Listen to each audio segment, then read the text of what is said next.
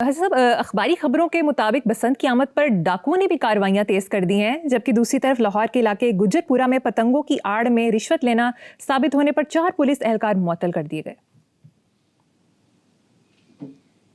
بیٹا یہ آپ کا وے آف لائف ہے، حرام ہمارے کلچر کا اصل امام ہے، حرام امام ہے اس کلچر کا۔ کہتے ہیں نا امام الہند تو فلانا نا، یہاں حرام امام ہے۔ اٹھا کے دیکھ لو تو کوئی اوکھا کام نہیں، چونکہ سارے وہ خبیث خود بھی اسی تھیلی کے چٹے بٹے ہوتے ہیں، ادروائز یہ کوئی مشکل کام نہیں ہے۔ ہر جگہ میں تو کہتا ہوں پاکستان میں جو آپ کا سیلری سٹرکچر ہے سرکاری، اس کو سامنے رکھو، لوگوں کے لائف سٹائل رکھو، بات کھول کے سامنے آ جائے گی، ختم۔ اچھا یہ وہ لوگ ہیں جو حرام کھائیں گے، ان کو لہریں گننے پہ لگا دو۔ ایک تھا ایک اہلکار، وہ پسند بڑا تھا سلطان کو، اس نے کہا یہ حرام کھاتا ہے بہت، اس کو لہریں گننے پہ لگا دو۔ اس نے وہاں نوٹ چھاپنے شروع کر دی، یا کرنسی یا دینار جو بھی تھا۔ کیوں؟ وہ کہتے وہ لال جھنڈی دکھا دیندا سی کہ شپ وہاں روک لو۔ وہ بھئی ہم نے تو آنا ہے، سامان لے کے آئے ہیں، ٹریڈنگ کرنی ہے فلانا۔ وہ کہتا نہیں، میری ڈیوٹی لگی ہوئی ہے لہریں گننے پہ، لہریں ڈسٹرب ہو رہی ہیں، یا مال لاؤ، ختم۔ تو جس نے حرام کھانا ہے وہ تو ہر جگہ کھائے گا۔ وہ اگر یہ بسنت پہ ہو گیا تو ٹھیک ہے، بسنت ٹیکس، پاکستان تو ہے ہی ٹیکسستان۔ ٹیکسس تو اس نے کیا بننا تھا، ٹیکسستان بنا ہوا ہے۔ کوئی شرم، کوئی حیا، کوئی ڈھٹائی سیلری کلاس پہ، ان کو بھی کرپٹ کر رہے ہیں۔ جہاں بھی وہ فیشن چل نکلا ہے، وہ ایک پرائیویٹ کمپنی کہتے وہ چھڈو بھائی، آدھا کیش دو آدھا ہم کریں گے۔ یہ خود کرپٹ کرتے ہیں۔ چلیں ایسا ہی ہے۔ نیکسٹ، میڈیا رپورٹس کے مطابق سیف سٹی اتھارٹی نے لاہور میں اسپیشل بسنت کنٹرول روم قائم کر دیا۔ بازاروں کے ساتھ چھتوں کی بھی نگرانی کی جائے گی۔ کسی بھی ناخوشگوار واقعے پر کوئک رسپانس یونٹ روانہ کیا جائے گا۔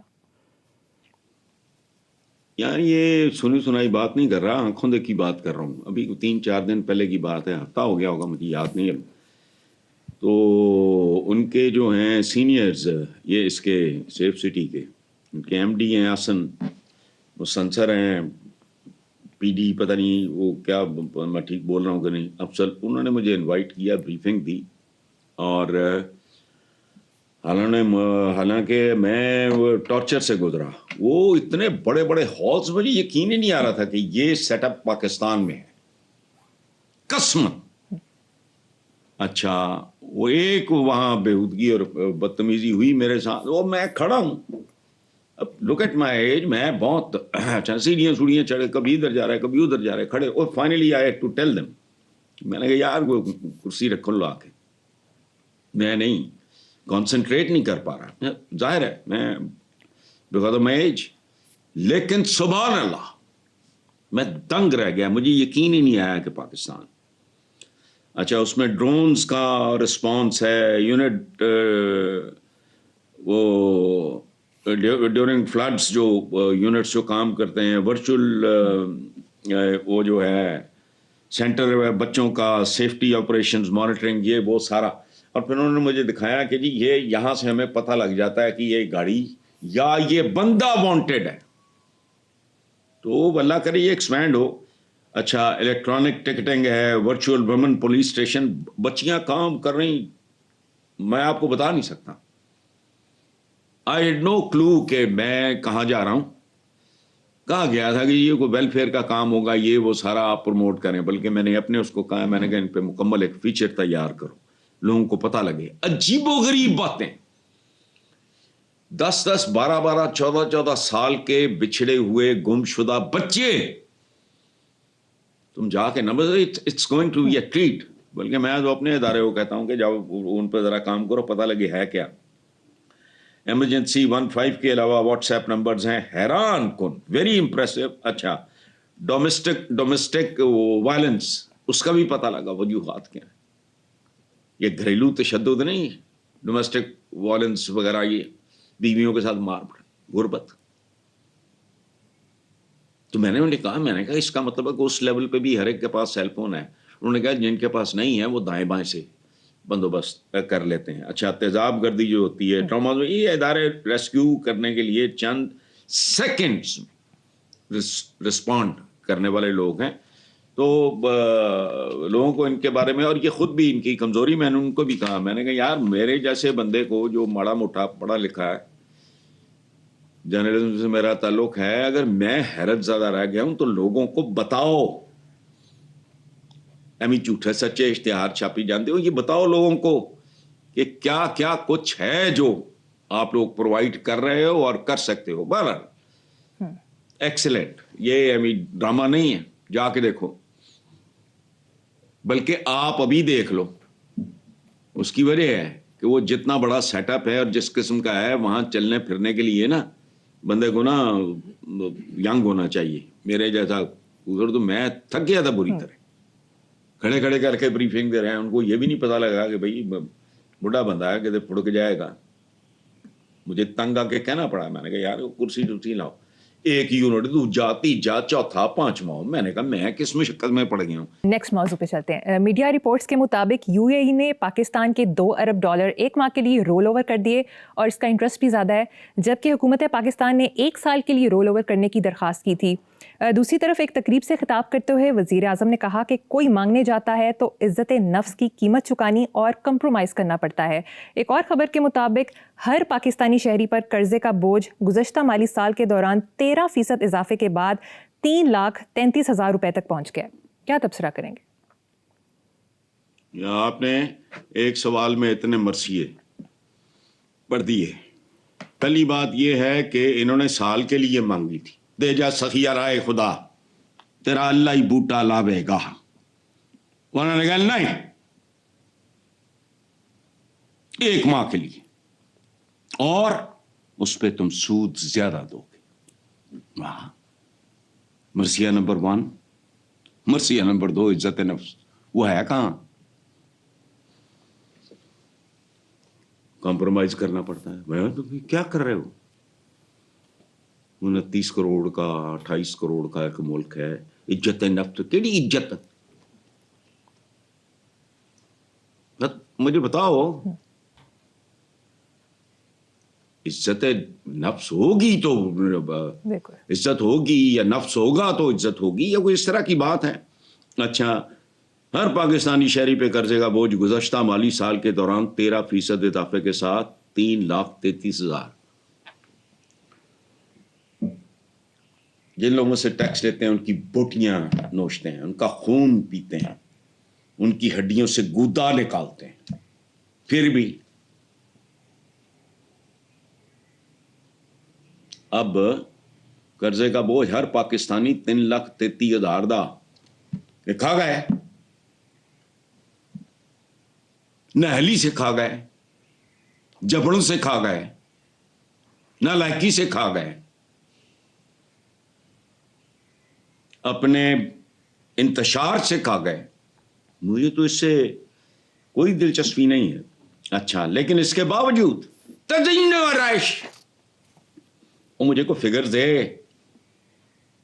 کہ پاکستان ٹوٹل جتنے صوبے یہ وہ سارے ڈال، ان کی تزئین و آرائشوں پہ، ان کے پروٹوکولز پہ، ان کی آنیوں جانیوں پہ، ان کے غیر ملکی دوروں میں، یہ وہ سارے جہاں یہ بے عزت ہونے جاتے ہیں بقول ان کے، کتنی نہیں کٹ کر لاؤ. لیکن نہیں، بالکل نہیں. ٹھیک،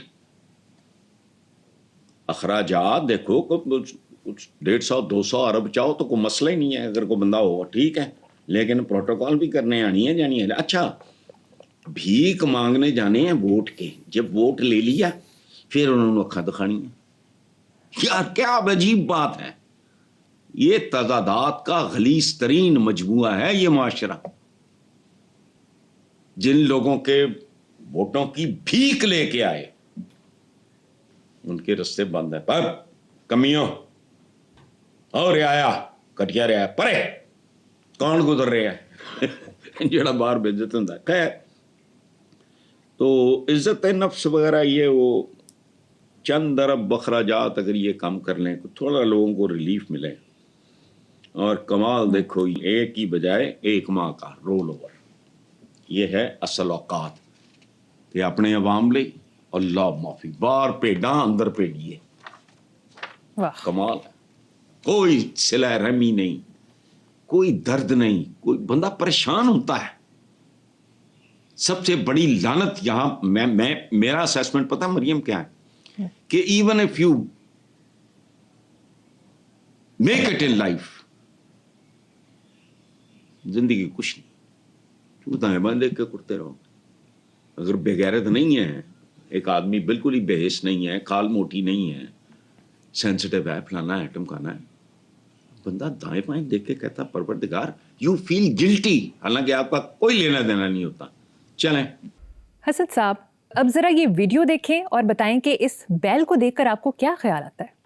جی یہ بچے یہ بیل نہیں ہے, یہ پاکستانی معیشت ہے جسے ہمارے جینیسز, عوام کے ہمدرد, پاکستان کے قائدین اور رہنما گرے ہوئے کو اٹھانے کی کوشش کر رہے ہیں. میرا صرف ایک مشورہ ہے, احتیاط سے اوپر چڑھاتے چڑھاتے بہت احتیاط کرو, کہیں خود ہی اس کے نیچے نہ آ جانا بس. لیکن ہے مزیدار. ٹھیک, آگے چلتے جی ہیں. ایک دانشورانہ سا سوال ہے, کیا شعور سے پیٹ بھرا جا سکتا ہے؟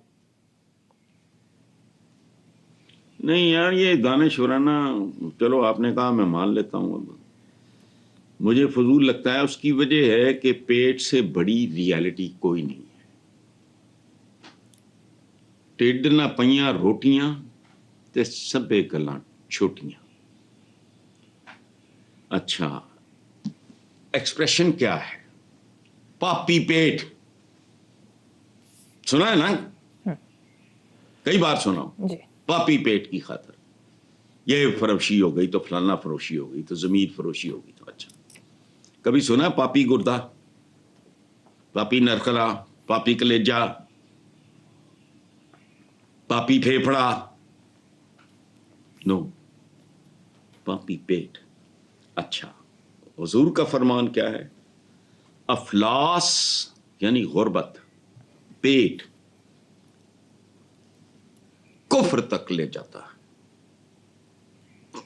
سیدھی سی بات. ابھی بھی ساحل الدہانوی نے کہا تھا مفلسی حصے لطافت کو مٹا دیتی ہے, بھوک آداب کے سانچوں میں نہیں ڈھل سکتی. یہ اچھا ہمارے ہاں پرابلم یہ ہے کہ جن کو ہم رہنما تو قائدین اور پتہ نہیں لیڈرز کہتے ہیں, وہ تو خود شعور سے آ رہی ہیں. یہ کلیریکل قسم کے لوگ ہیں, یہ یاد رکھنا. ہمارے یہاں تو میں تو اکثر کہا کرتا ہوں, جیسے کہتے ہو کہ 50 سالہ تجربہ, کچھ بھی نہیں ہوتا. 5 سال کا تجربہ ہوتا جڑا 50 سال کو مانتا رہتا, باقی تو کچھ بھی نہیں. کریٹو تھنکنگ ہے ہی نہیں, ان کو سمجھ آتی ہی نہیں. تھرڈ ڈائمینشن نام کی کوئی چیز نہیں. یہ کلرکوں کا, گلوریفائڈ کلرکس کا ایک ہجوم ہے جسے آپ حکمران کہتے ہو. شعور اپنی جگہ, پیٹ اپنی جگہ. تو اور ایک اور بات آخر میں, شعور میں سے اگر عین نکل جائے صرف, یعنی عقل, تو وہ سوائے شعور کے کچھ نہیں. زبردست. ہاں جی.